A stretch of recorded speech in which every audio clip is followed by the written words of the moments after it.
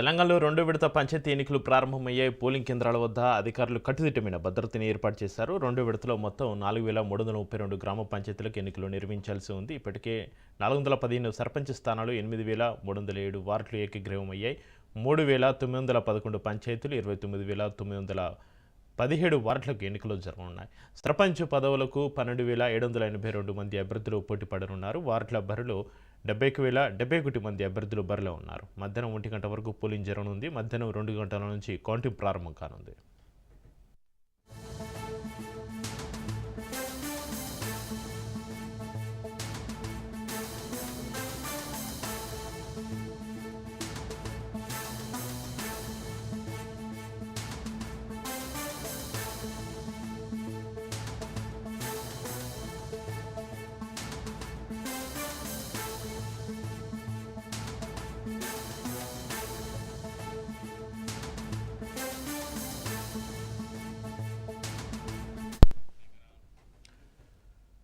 తెలంగాణలో రెండో విడత పంచాయతీ ఎన్నికలు ప్రారంభమయ్యాయి. పోలింగ్ కేంద్రాల వద్ద అధికారులు కట్టుదిట్టమైన భద్రతను ఏర్పాటు చేశారు. రెండో విడతలో మొత్తం 4332 గ్రామ పంచాయతీలకు ఎన్నికలు నిర్వహించాల్సి ఉంది. ఇప్పటికే 415 సర్పంచ్ స్థానాలు, 8307 వార్డులు ఏకగ్రీవమయ్యాయి.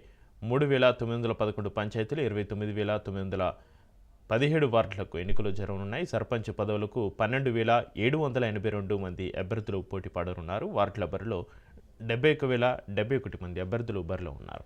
ఇక మధ్యాహ్నం 1 గంట వరకు పోలింగ్ జరగనుంది. మధ్యాహ్నం 2 గంటల నుంచి కౌంటింగ్ ప్రారంభం కానుంది.